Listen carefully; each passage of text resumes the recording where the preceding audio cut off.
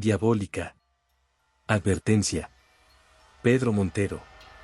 Confiamos, humanos, en la gozosa protección de nuestras moradas. Pero, tenemos memoria de ¿quiénes habitaron en ellas? He abierto los ojos en la noche. Noto que ya no estoy solo en la habitación. Cuando las casas se quedan vacías, cuando la última persona de la familia sale a la calle y cierra la puerta tras sí, ellos tienen su oportunidad. Se desprenden de las paredes silenciosamente y se van sentando en torno a la mesa camilla hundiendo sus pies en las ascuas del brasero, con la vana esperanza de calentar sus cuerpos yertos. Cuando los vivos se van a sus quehaceres y los otros van llegando y descansan un instante en su vagar eterno, el pájaro se retira tembloroso al fondo de su jaula y queda mudo. El gato se estrella repetidas veces contra el cristal de la ventana y acaba por refugiarse en un rincón hecho un ovillo. Los perros aúllan de esa manera tan particular y fúnebre, y los peces, si los hay, desorbitan sus ojos y se quedan entre dos aguas vigilando su propio silencio. Por eso, si sois los últimos en abandonar la casa y advertís que se os ha olvidado algo, haríais bien en no volver a entrar, pero si acaso las circunstancias os obligaran a hacerlo, introducid ruidosamente la llave en la cerradura, llamad al timbre, aunque sepáis que no hay nadie, y entrad silbando. De lo contrario ellos podrían verse sorprendidos y vosotros seríais los únicos en sufrir las horrendas consecuencias por haber interrumpido tal género de reunión. Esta advertencia que acabo de hacer solo reza para las casas antiguas, aquellas en las que ha fallecido más de una persona. Si ese es vuestro caso no seáis imprudentes. Obrad tal y como acabo de advertiros, y si es invierno dejad el brasero encendido. Cuesta tampoco ilusionar a los que ya están para siempre desilusionados. Encerrado al gato en una habitación y poned el capuchón a la jaula del pájaro y, si os es posible, circunstancialmente, dejad sobre la mesa camilla un recipiente con un poco de sangre. David recogió los libros, los guardó en la carpeta de plástico y se puso el abrigo. Apagó la luz del comedor y a tientas avanzó por el pasillo hasta la puerta del piso. Recorriendo la pared con la mano dio con las llaves colgadas de un clavo próximo al marco. Todavía no había logrado acostumbrarse a este tipo de exploraciones en la oscuridad, uno nunca sabe con lo que puede toparse, una araña, un saltamontes perdido, o quizás otra mano que se aferra a la nuestra. Abrió la puerta y, dirigiéndose hacia el interior de la casa, gritó, «¡Hasta luego!». Mientras echaba la llave pensó que la despedida había sido inútil. No quedaba nadie en el piso, pero había sentido la necesidad de decir adiós, quizás a los muebles, seguramente al perro, se dijo. Mowgli corrió hacia la puerta y arañó repetidas veces la madera, aullando lastimeramente. Volvió sus acuosos ojos hacia el interior del piso y de una carrera se refugió en la cocina. Su cerebro irracional alcanzaba a comprender que a ellos no les interesaban los alimentos encerrados en aquel mueble blanco y frío. Había que esconderse en el lugar más gélido posible. La situación ideal era la covacha encima de la cual se encontraban las pilas del fregadero, lo malo era que desde allí se veía parte del comedor y no había ni que pensar en cerrar la puerta. Estaba bien sujeta con una cuña de madera en previsión de las corrientes. Levantó el hocico, olisqueando el aire, y vio al pájaro en su jaula en un rincón de la otra habitación. Flossie no había vuelto a cantar desde que ellos visitaban la casa, los trinos se quebraban en su diminuta garganta y solo emitía un ronco silbido, cuyo eco desconcertaba al propio pájaro. Mowgli extendió las patas delanteras e hizo reposar su hocico sobre el suelo húmedo. Permaneció así durante un buen rato con la esperanza de que esta vez nada ocurriría, pero cuando iba quedándose medio dormido se oyó un aleteo en la jaula de Flossie. Y una vibración que fue convirtiéndose en grave rumor comenzó a inundar la casa, acompañada de un zumbido que hacía temblar las paredes. Cuando David regresó eran ya cerca de las 12. Lucas y él habían decidido quedarse a estudiar gran parte de la noche, lo que significaba más o menos hasta la 1:30. «Esta habitación está congelada», comentó David. «Huele a humedad», señaló su compañero. «Cuando no estoy no me gusta dejar el brasero encendido». «Mowgli», llamó. El perro salió de la cocina parsimoniosamente y con el rabo entre piernas. Sus grandes ojos se enrojecían en el lagrimal y le daban un aire de profunda tristeza. Al ver a su amo movió ligeramente el rabo, como por compromiso, y sin más ceremonia se acurrucó junto al brasero que David acababa de encender. «No sé lo que le pasa a este perro», dijo David, «cada día está más mustio».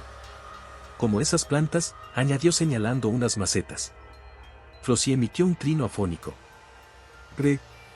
Remedó Lucas. «Eres un pájaro estúpido». Se sentó en una butaca. Oh, Dios mío. ¡Qué asco! Exclamó casi acto seguido, poniéndose en pie de un salto y señalando con el dedo el asiento. ¿Gusanos? ¿Es broma?, preguntó David. Pero no lo era.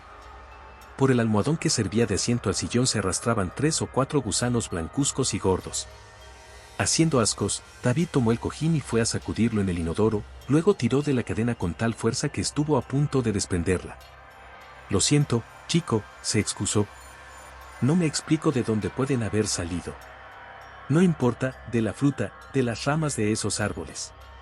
Cerca de las 3:45 los dos amigos se miraron, significándose mutuamente que tampoco era cosa de cometer excesos, y casi al unísono cerraron aparatosamente sus libros, proporcionando un susto suplementario a Flossie, que revoloteó dentro de su jaula. David propuso a su compañero que se quedara a pasar la noche en el piso, de esta forma podrían levantarse un rato antes y repasar los temas más difíciles. Lucas vaciló en principio, pero una ojeada a través de la ventana a la cruda noche invernal fue suficiente para que aceptara el ofrecimiento de su amigo. «Puedes acostarte aquí», indicó David, abriendo una puerta. Era el cuarto de la abuela. La alcoba no tenía ventanas al exterior, y la única luz que recibía era la que se filtraba a través de los cristales esmerilados de la puerta que daba al comedor. La decoración era recargada, casi asfixiante. Pesados cortinones parecían albergar en su interior, a juzgar por sus pliegues y abultamientos, una raza de seres deformes. Un vetusto armario de luna ocupaba todo un lienzo de pared, y su inmenso espejo devolvía las imágenes desfiguradas y contrahechas. Sobre una mesilla y armario bajo podía verse toda una exhibición de estampas y cuadros de arte sacro, y al lado de las pinturas había una colección de palmatorias de cristal todavía con restos de cera. El conjunto estaba presidido por una horrorosa y monumental reproducción de la resurrección de Lázaro, de Van der Wagener, que colgaba de la pared frontera al lecho. Cristo, en una actitud hierática, ocupaba el centro de la pintura, a su derecha Marta y María, con el resto de los asistentes al prodigio, contemplaban con gesto de asombro el milagro narrado en el Nuevo Testamento. Toda la parte izquierda del lienzo estaba destinada al que volvía de entre los muertos. Lázaro, envuelto en un sudario y con el rostro cubierto por una palidez cadavérica, fijaba su profunda mirada no en el maestro ni en sus familiares, sino en cualquiera que entrase en el dormitorio, no importaba la posición que ocupara en la estancia. A Lucas no pareció agradarle la idea de dormir bajo la mirada de un resucitado, pero no hizo ningún comentario. Todo está igual que como ella lo dejó al morir. En esta cama murió el abuelo, y a los pocos meses. Ella. Pero no te preocupes, dijo David sonriente, he cambiado las sábanas. Está bien. Me muero de sueño, aseguró Lucas, deseando caer rápidamente en el más profundo de los sopores. ¿Me llamarás? David aseguró que así lo haría, y abandonó la habitación cerrando la puerta tras él. Lucas comenzó a desnudarse de espaldas al cuadro, abrió la cama, cuyas sábanas aparecían inmaculadamente blancas, y se dispuso a entrar en el lecho. La mirada de Lázaro era ominosa. Sin duda se trataba de una ilusión óptica debida a la fatiga, pero le había parecido que la figura de Cristo había vuelto ligeramente la cabeza y le había mirado de soslayo. Antes de apagar la luz advirtió que había algo debajo de la almohada que producía un abultamiento molesto. Un pijama, pensó. Tanteó bajo el cabezal y sus dedos tocaron algo frío y resbaladizo. No se trataba de una prenda de hombre, sino de un camisón, por lo menos así lo creía, aunque provisto también de una especie de capucha para la cabeza. La hechura de la vestimenta tenía evidentes semejanzas con el sudario de Lázaro. Hizo un lío con la prenda y la arrojó sobre una butaca, oprimiendo acto seguido la pera que remataba el cordón eléctrico. La habitación quedó a oscuras, pero al cabo de un momento, cuando los ojos de Lucas se fueron acomodando, observó que la oscuridad no era tal, por lo menos no absoluta. A través de la puerta acristalada penetraba un leve resplandor, que a su vez procedía de la ventana del comedor, con tal fatalidad, que la mayor parte de aquella luz incidía en el espejo, el cual la enviaba hasta la reproducción de Van der Wagener. La figura de Lázaro emergiendo del sepulcro adquiría, merced a aquella fantasmal iluminación, tonos de horripilante pesadilla. Sus ojos permanecían fijos en los de Lucas, y para colmo su mano derecha parecía salirse del cuadro, señalando algo blanquecino que yacía arrebujado sobre un sillón del dormitorio. Lucas se durmió casi al instante y su sueño estuvo poblado de pesadillas. Vio como del sepulcro de Lázaro emergía toda una procesión de gentes con sus cuerpos horrendamente carcomidos por la putrefacción y los gusanos. Cristo volvía de vez en cuando la cabeza y le miraba como diciéndole, ¿quieres ser de los míos? Después, las santas mujeres Marta y María descendían del cuadro y, despojando a Lázaro de su sudario, cubrían con él a Lucas, que notaba por su cuerpo un hormigueo como de gusanos arrastrándose. En cierto momento sintió sobre sus piernas una gran presión, como si alguien se sentase sobre ellas. Tan vivida fue la sensación que se despertó sudando. El cuarto estaba ahora a oscuras. La luna había cambiado de posición, y su luz, tamizada por los cristales de la puerta, ya no incidía en el espejo. Lucas no se atrevió a moverse. Sobre sus piernas continuaba notando el peso de algo que le impedía efectuar el menor desplazamiento. La opresión fue subiendo por todo su cuerpo que se aposentó en su pecho, presionándole de tal forma que le impedía respirar. La sensación de ahogo fue aumentando hasta que se hizo insoportable.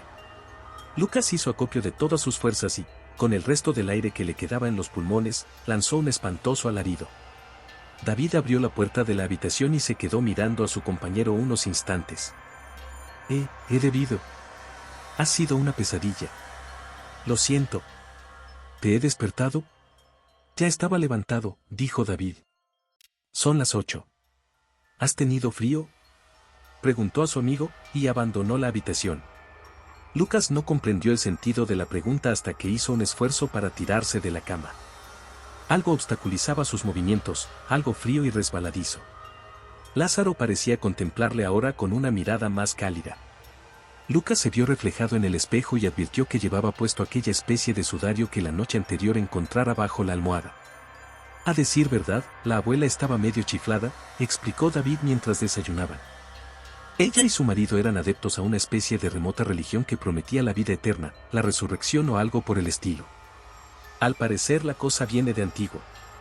Los abuelos de mis abuelos ya la practicaban, pero a ninguno le dio resultado por lo que se ve. Mi abuela se empeñó en hacerse un camisón como el sudario que viste Lázaro en ese cuadro y quiso que le enterráramos con él, pero mi madre no lo consintió. Creo recordar que el rostro de Jesús no es el del cuadro original, mi bisabuela fue describiéndoselo al copista y él lo pintó al dictado. ¿Sabe Dios quién será? Cosas de locos, la familia de mi abuela lo daba de aquí, explicó David señalando su sien con el índice. Todos están muertos y bien muertos. Cuando los dos amigos abandonaron la casa, Flossie se acurrucó en un rincón de su jaula y escondió la cabeza bajo un ala. Mowgli huyó a la cocina y se cobijó debajo del fregadero. Una nube ocultó el sol de la mañana invernal y las flores de las plantas de geranio se cerraron como si se aproximara el crepúsculo. Una especie de temblor subterráneo, una vibración de tonos graves fue invadiendo la casa desde el dormitorio de la abuela. El imperfecto espejo del armario no enviaba ahora ningún reflejo hacia el cuadro de Lázaro, pero el lienzo comenzó a desprender una extraña fosforescencia.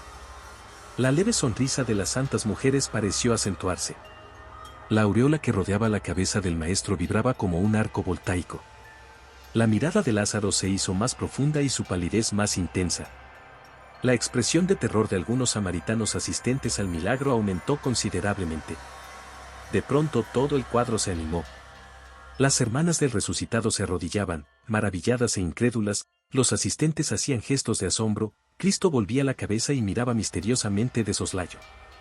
Lázaro, tambaleándose como un remoto Frankenstein, avanzó vacilante y dejó paso a la procesión que emergía del sepulcro. Todo un cortejo de cadáveres andantes descarnados, putrefactos, aguzanados comenzó a abandonar la sepultura y a caminar por la habitación. La abuela de la abuela, el hijo fallecido en la infancia, el nieto muerto en las trincheras y horrendamente mutilado. Aquella fantasmal procesión se encaminaba hacia el comedor. Cristo seguía volviendo la cabeza y mirando sonriente. Cuando el sepulcro dejó de vomitar cadáveres, todo volvió a inmovilizarse. En torno a la mesa camilla, silenciosos, horrendos, los familiares así resucitados constituyeron una espeluznante y muda tertulia intentando acercar sus descarnados pies al brasero que no estaba encendido. Al salir del examen, David y Lucas intercambiaron impresiones. Ninguno de los dos se mostraba satisfecho, pero tratándose de un ejercicio parcial el previsible suspenso no tenía caracteres de catástrofe definitiva.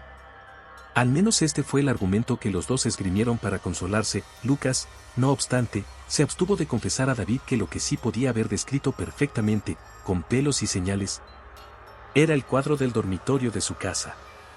¿Cuántas veces había fijado sus ojos en el papel para intentar responder a una cuestión, tantas otras se le había aparecido la reproducción de Van del Guayener. Y los ojos de Lázaro se clavaban en lo suyo. Quedaron de acuerdo para continuar estudiando por la noche, pero Lucas se las arregló para dejar bien claro, sin ofender a su amigo, que, aunque terminaran muy tarde, se iría a dormir a su propia casa. Cuando Lucas, después de haber cenado, llegó a casa de su compañero, el portero le entregó las llaves del piso y le comunicó que David se retrasaría un poco, había tenido que salir a unos asuntos. Lucas dio las gracias al empleado y prefirió subir andando en lugar de tomar el asmático ascensor. Se detuvo un momento en la puerta intentando averiguar cuál de aquel manojo sería la llave del departamento. Probó dos de ellas, pero la primera ni siquiera entraba en la cerradura y la segunda no giraba más de un cuarto de vuelta. A la tercera intentona dio con la adecuada. El pasillo estaba oscuro como boca de lobo. Mientras tanteaba la pared para buscar la llave de la luz, se le pasó por la imaginación que Mowgli podía abalanzarse sobre él en cualquier momento tomándole por un ladrón. Supuso que el perro reconocería su voz y le llamó. Mowgli, su voz sonó extrañamente opaca en la oscuridad. Mowgli, bonito, repitió, pero no obtuvo ninguna clase de respuesta. Finalmente encontró el interruptor. El comedor estaba helado y olía más que nunca a humedad. Tuvo la sensación de que había interrumpido algo, como cuando alguien entra en una habitación y los presentes se callan porque estaban hablando del recién llegado. Encendió el brasero y depositó los libros sobre la mesa. Se sentó en una butaca y deseó fervientemente que David llegara cuanto antes. Poco a poco la camilla se fue caldeando, y Lucas introdujo las piernas bajo las faldillas. Los antiguos tenían razón, no hay nada que sustituya a una mesa camilla para propiciar una reunión, se dijo, y al instante se arrepintió sin saber por qué de haber tenido aquel pensamiento. Buscó al perro por toda la casa, pero no logró dar con él. No puede estar en el dormitorio de la abuela, reflexionó, y la puerta está cerrada. Tuvo que reconocer, no obstante, que aquella habitación era la única que no había registrado. Abrió la puerta de cristales y, asomando la cabeza, susurró. Mowgli, algo brillaba en la oscuridad, pero para encender la luz era preciso atravesar la estancia hasta alcanzar la pera situada a la cabecera de la cama. Rígidamente, sin mirar a un lado ni a otro, se llegó hasta el interruptor y lo pulsó con crispación. Lo que brillaba a los pies del cuadro de la resurrección era la correa de paseo del perro. Visto desde la base del lienzo, Lázaro parecía casi humano y no cesaba de mirarle. Lucas recogió la cadena y abandonó la habitación. Se sentó junto a la camilla, jugueteando con los eslabones metálicos y esperó. De pronto tuvo la sensación de que en la parte derecha del cuadro, junto a uno de los asistentes al prodigio, había visto dibujada la figura de un perro, cosa en la que antes no había reparado. Estuvo tentado de levantarse para comprobarlo, pero un cierto recelo le mantuvo al amor del brasero. Calculó que se había quedado adormilado durante media hora. Un ruido que en principio le pareció procedente de la cerradura de la entrada le despertó. Pero no era todavía David. ¿Y el perro? ¿Se lo había llevado con él? Se preguntó. No era probable a aquellas horas, y, además, sin la cadena.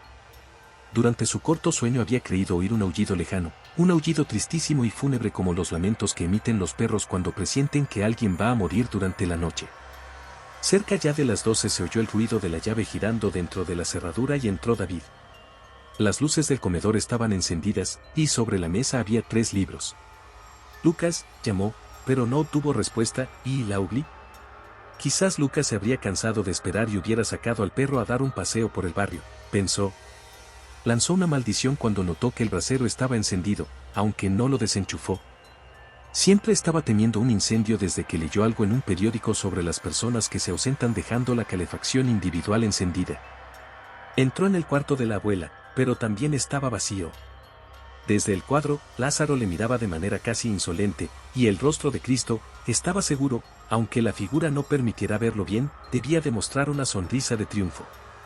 Pensó que lo más indicado era dar una vuelta por las calles de la vecindad y buscar a Lucas. Tomó el llavero, se puso el abrigo y salió del piso. Apenas se oyó el portazo que indicaba la salida de David, un aullido lastimero procedente de la habitación de la abuela fue invadiendo todos los rincones del piso. El lienzo de Van del Guayener comenzó a emitir una extraña fosforescencia, como de fuego fatuo, y la angustiosa vibración que hacía retemblar los cristales se extendió por toda la vivienda. Los ojos de Lázaro parpadearon y clavaron en el maestro una mirada de inteligencia. Varios de los asistentes al prodigio dieron un paso atrás y algunas santas mujeres se taparon sus ojos con las manos. Un olor fétido fue llenando la estancia cuando Lázaro puso el pie en el suelo. Cuando se encontraba ya en la placita, después de transcurrido un largo rato, y sin haber localizado a Lucas, David se dio cuenta de que se había dejado el brasero encendido. Volvió sobre sus pasos, subió apresuradamente las escaleras y, ya en la puerta de su casa, se detuvo jadeante. Del interior del piso llegaban murmullos como de conversaciones o de rezos, y a intervalos se oían aullidos lastimeros. Con toda precaución introdujo la llave en la cerradura y la hizo girar abriendo la puerta milímetro a milímetro y entró en casa, cerrando tras sí con las mismas precauciones. El murmullo de rezos se hizo más intenso. David avanzó lentamente por el oscuro pasillo hacia el comedor y cuando, desde lejos todavía, pudo vislumbrar un fragmento de la habitación, observó que Lucas estaba sentado en una de las butacas y, rodeándole, había una serie de personas. Avanzó un poco más, aspirando un olor insoportable y nauseabundo, y cuando estuvo lo suficientemente cerca para mirar sin ser visto, se quedó petrificado de espanto. Algo, un espectro, un cadáver medio corrompido era lo que él había tomado por su amigo, y sin duda aquello era inequívocamente Lucas. A su alrededor, buscando el calor del brasero con sus pies putrefactos, había media docena de seres igualmente repugnantes murmurando un bisbiseo de preces. Aquel espectáculo hizo que la sangre se helara en sus venas. Los pavorosos contertulios miraban al infinito y sus bocas desdentadas no cesaban de emitir extrañas jaculatorias. A los pies, si así pudieran llamarse, de uno de aquellos monstruos había algo que le pareció la figura de su perro. En aquel instante crujió una de las maderas del pasillo y la macabra asamblea interrumpió sus murmullos. Aquello que parecía ser Lucas levantó su repulsiva faz y clavó en David una terrible mirada. Una mirada mezcla de profunda tristeza, compasión y sombría bienvenida. David reunió las pocas fuerzas que le quedaban, y cuando ya parecía a punto de desmayarse, dio un grito de auxilio pidiendo ayuda a su fiel perro. «Mogliu, a mí, Mogliu», exclamó. El perro levantó la cabeza al oír su nombre. Sus vísceras colgaban como jirones a través de sus amarillentas costillas. En el lugar en donde debieran estar sus ojos solo había dos cuencas vacías. Pese a todo lo cual, el fiel Mowgli se incorporó e, iniciando una carrera, se aprestó a cumplir la orden de su amo. Corrió pasillo adelante, dio un gigantesco salto y hundió sus afilados colmillos en la garganta de David. En el cuadro de la alcoba el maestro volvió ligeramente la cabeza y cruzaba una mirada de complicidad con Lázaro. Al cabo del tiempo, en la casa abandonada, cada noche tenía lugar la misma representación del cuadro. 3 cuerpos lo habían aumentado, David, Lucas y el perro Mowgli. Pero nadie encendía el brasero.